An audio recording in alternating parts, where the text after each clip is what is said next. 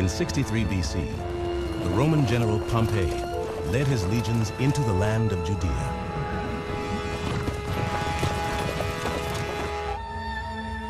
For 100 years, Judea had been an independent nation, and many Jews believed that as the chosen people of the one true God, they would remain free forever. But it soon became clear that the world's greatest empire could not be resisted. The triumph of the Romans produced a crisis of faith among the Jews.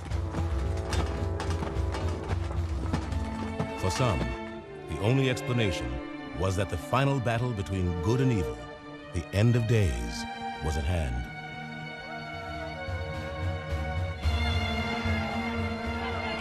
They would soon see evidence for their belief, for the years ahead in Judea would be one of the most bloody and chaotic periods in human history. This is a story of terrorists and political assassination, of brutal overlords who crucified thousands, and of the siege of Jerusalem with over 100,000 people trapped inside. But it is also the story of how, amid the chaos, two new religions began to flower.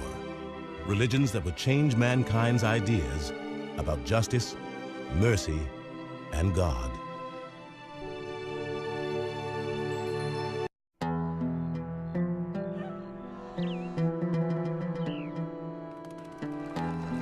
When Roman troops rushed into Jerusalem, the capital of Judea, they were unaware that they were about to meet the most extraordinary people they had ever tried to conquer.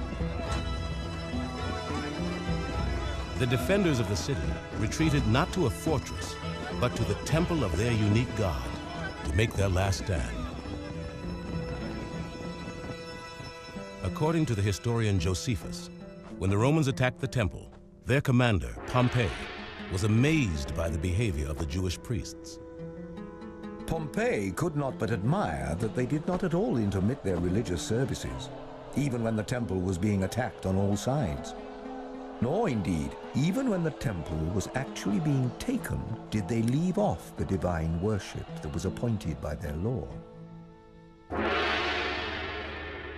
For the temple priests, performing the rituals that honored their God was more important than life itself.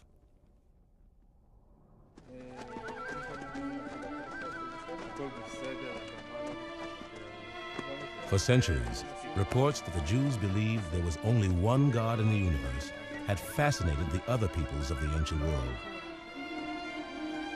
And the Jews' temple in Jerusalem was famous far and wide for the amazing rituals the priests performed to worship their God. The Roman general Pompey was among those who was intrigued by the Jews' unusual religion. He was particularly curious to see what their mysterious God looked like. According to Josephus, as soon as the Roman general gained control of the city, he went inside the temple in search of its most sacred sanctum, the Holy of Holies, where the God of the Jews was reputed to live. There was nothing that affected the nation in all the calamities that they were under, as that their holy place, which had hitherto been seen by none, should be laid open to strangers. For Pompey went whither it was not lawful any to enter, but the high priest himself.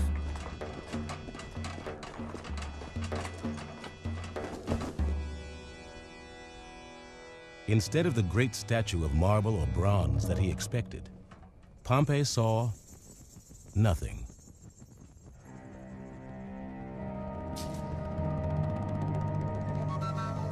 According to the Jews, their God was so great that he could not be captured by an idol or any other man-made image. He was without form, timeless, and present everywhere.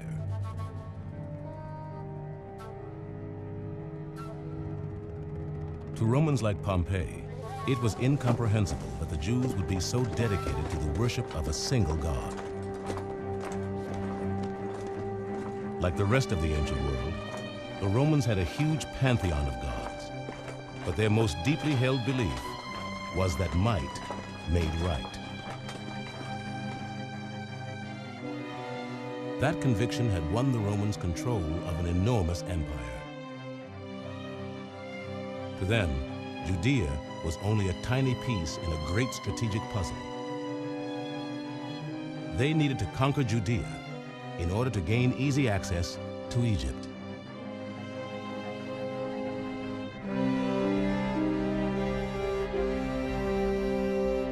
But to the Jews, Judea was the promised land, given to them by God to be theirs alone. This clash of cultures between the Romans and the Jews would lead to a vicious and bloody conflict that would last 200 years. Even worse for the Jewish people, it was a conflict that would pit Jew against Jew as never before. The Romans come into power, and it stimulates an immediate debate among the Jews about whether to revolt against them or not to revolt. And effectively, from the very beginning, there were Jewish groups that basically wanted to revolt, and others which cautioned and said, well, we really don't need to go so far. So what happens is that these groups are vying with one another constantly in the period of Roman rule.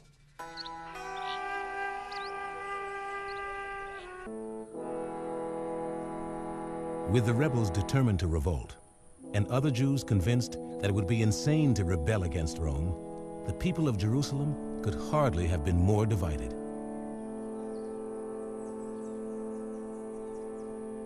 Then the Roman governor did the only thing that could possibly unite them.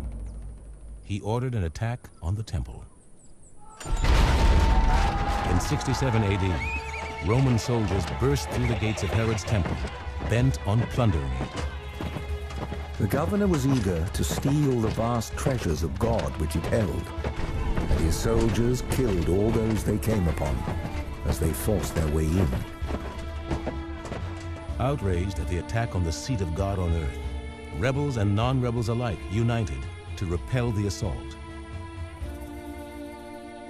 Then, in a fury, they overwhelmed the small Roman garrison stationed in Jerusalem and forced it to flee the city.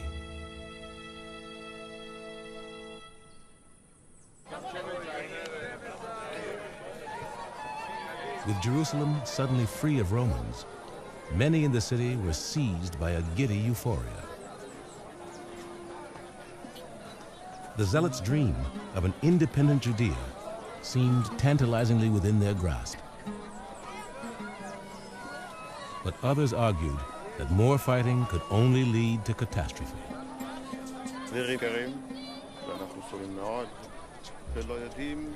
A follower of Hillel named Yohanan ben Zakkai was one of the most passionate voices for peace.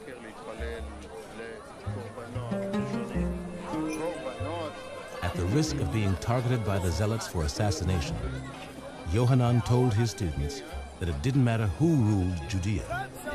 What mattered was who ruled in their hearts. He argued that what truly pleased the Almighty was not zealotry at all, but something far simpler: the acts of mercy and compassion they showed to those around them. It seems that Yochanan ben Zakkai was part of the peace party. As far as we can see, there were numerous Jews who, either because of their own closeness to the Romans, whether business reasons or other reasons, or simply because they were absolutely convinced there was no hope to do such a crazy thing as revolt against Rome, many Jews were really against the revolt. It seems that Yochanan ben Zakkai was one of those types of Jews who felt that what needed to be done was to get some form of accommodation from the Romans that would guarantee Jewish religious freedom and then leave things as they were with Roman rulers. But Jerusalem was not yet ready for Yohanan's vision of Judaism. From the steps of the temple, the Zealots made a public declaration of war against Rome. Convinced they were mad, many other Jews decided to take up arms to stop the Zealots. Fighting at this point broke out between those Jews and the rebellious Jews who had taken refuge among them, and it was house to house at some point. Different neighborhoods would belong to one party or the other party, and the streets ran with blood. After a vicious week-long civil war, the Zealots were victorious. They celebrated their victory by setting the city on fire. The Zealots set fire to the high priest's home and the palaces. Then they carried the fire to the place where the records were kept and burned the contracts it held, thereby dissolving all of their debts. This was also done that they might persuade the multitude of the poor who were debtors to join in their insurrection.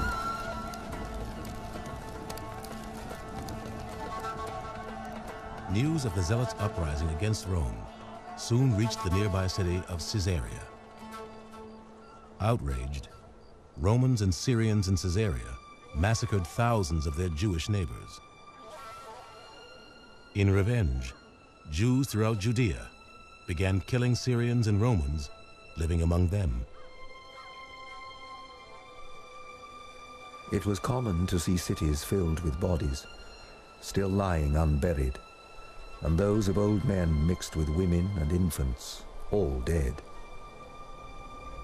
The whole region was full of inexpressible calamities, while the fear was everywhere that there were even more barbarous times to come.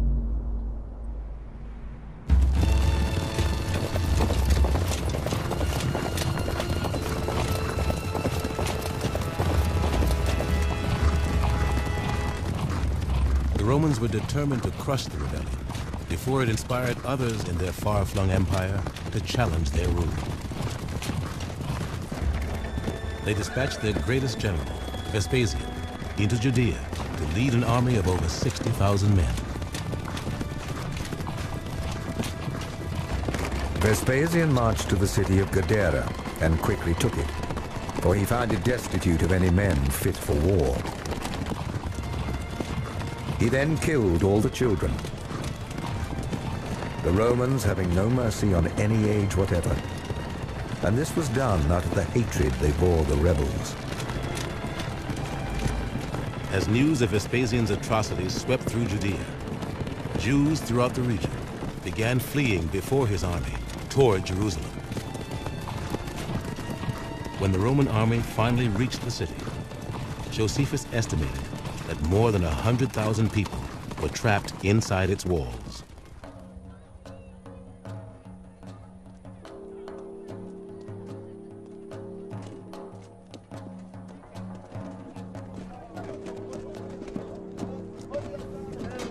The Romans set up their camps in full view of the city, in the hope that the mere sight of their military might would convince the people of Jerusalem to surrender.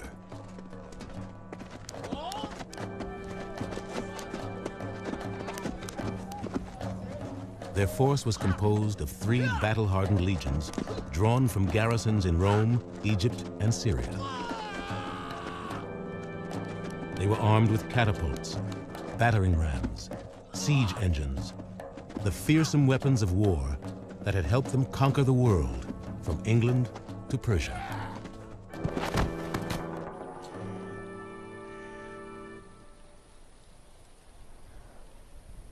But conquering Jerusalem was still a daunting challenge. The city was surrounded by not 1, but 3 walls, which together were nearly 60 feet thick. And in the center of the city, the temple with its own massive walls and towers loomed as one of the most formidable fortresses in the world. But behind those walls, there was chaos. The city of Jerusalem during the revolt was, of course, under complete siege. Food and water were not entering, and inside, all the normal governmental institutions had broken down. They were maintaining temple sacrifice, but outside of the temple, there were all of these rebel armies. Actually, you know, there were about 6 that were controlling different quarters of the city and whose commanders were fighting over what to do. So you had really anarchy and fear, and as Josephus describes it, tremendous starvation. Inside the city, the catastrophe foretold by Yohanan ben Zakkai was coming to pass. The Zealots had begun fighting among themselves for control of Jerusalem. When one band of Zealots broke into the territory of another, they would inflict the worst damage they could think of, burning their rivals' food supply. They set on fire those houses that were full of grain and all the other provisions. And as soon as they were forced into a retreat, the same thing was done to them by the others.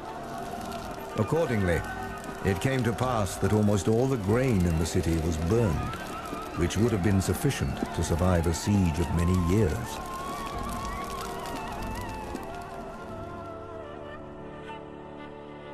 With the food supply decimated, many decided their only hope was to flee Jerusalem. But the Zealots believed God wanted the entire nation to confront the Romans as one. They issued an edict that anyone who tried to leave would be considered a traitor and executed.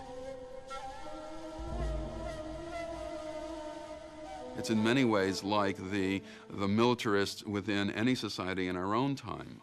Those that are following a military mode in terms of the Islamic Jihad, or in terms of those that we saw in Bosnia.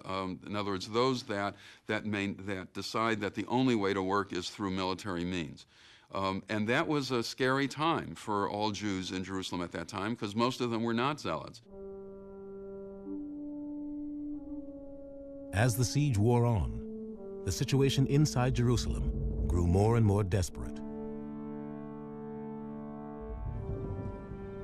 Of those who perished by famine, the number was great, and the miseries they underwent were unspeakable. For if so much as the shadow of any kind of food did anywhere appear, a war began, and the dearest friends fell to fighting one with another about it. Soon, many people became so desperate that they were willing to risk death at the hands of the Zealots. And so, they would creep out little-known doorways and gates to the city and gather weeds to eat.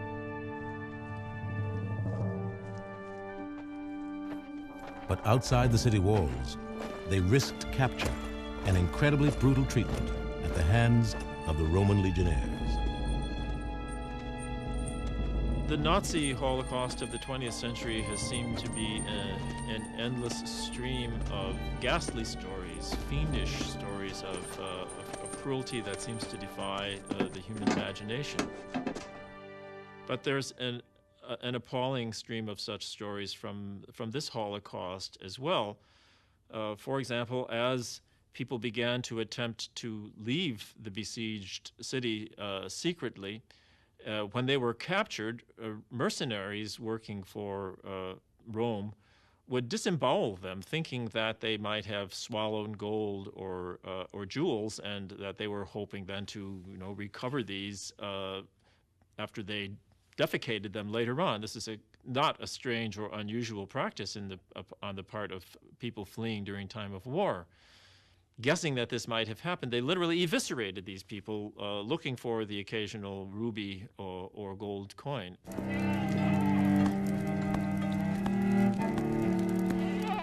The Romans also took many of the men, women, and children they captured and crucified them.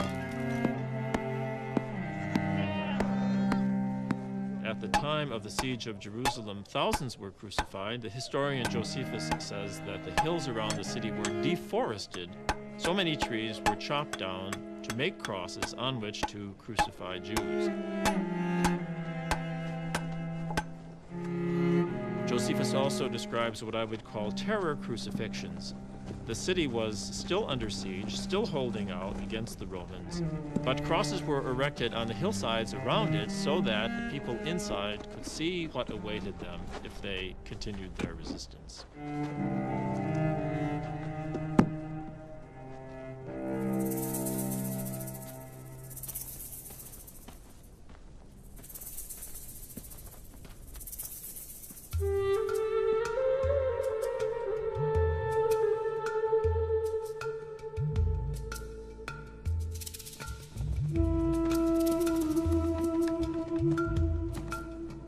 Forced to choose between torture at the hands of the Romans or starvation at the hands of the Zealots, the people of Jerusalem were in complete despair.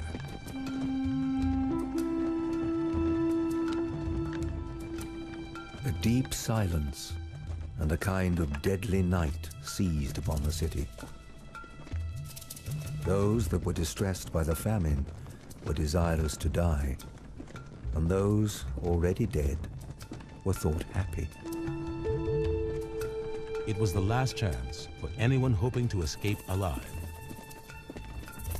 And yet, it was only the decaying bodies of the dead that the Zealots would allow to leave. Then, late one night, a procession approached a city gate.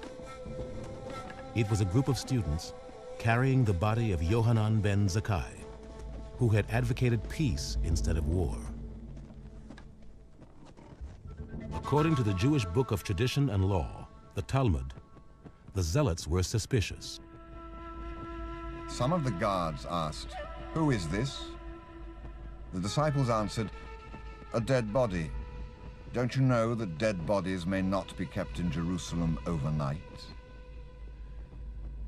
Then one of the Zealots decided to drive a dagger through the body.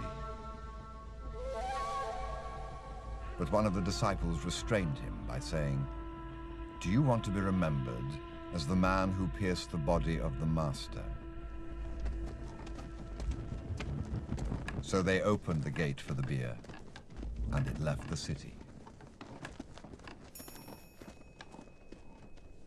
The students' trick had worked.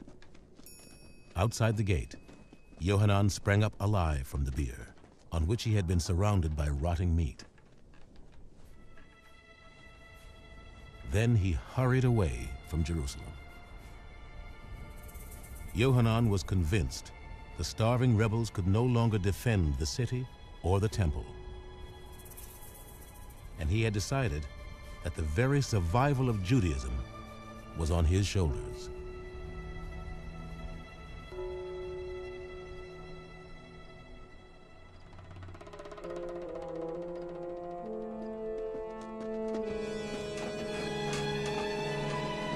After a 4-month siege, Rome's legions finally broke through the first wall of the city. The Zealots rushed to meet them and fought with tremendous bravery. But they could not prevent the Romans from fighting their way to the heart of the city, the temple. The Romans proceeded as far as the Holy House itself. Then one of them set fire to it. Now the Jews suffered nothing to restrain their force, nor tried to save their lives, since their holy house was perishing.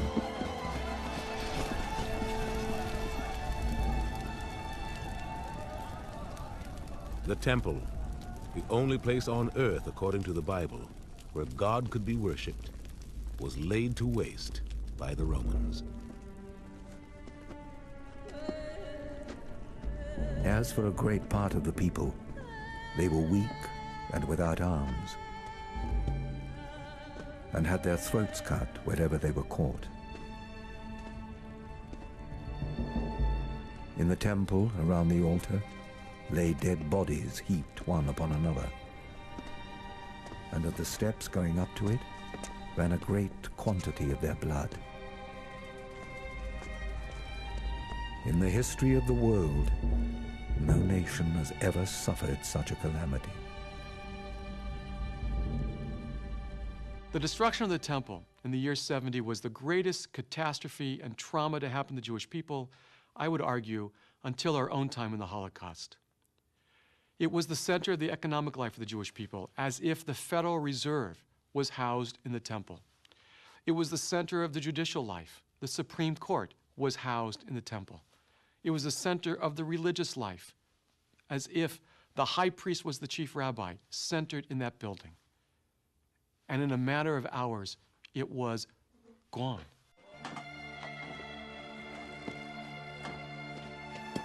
When the temple was destroyed, everything was gone. There was no other branch of government because it was all invested in the priesthood and the high priest and the temple.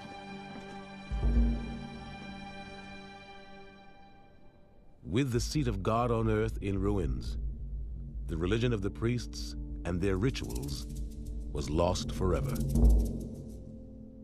How would Judaism and the Jews survive?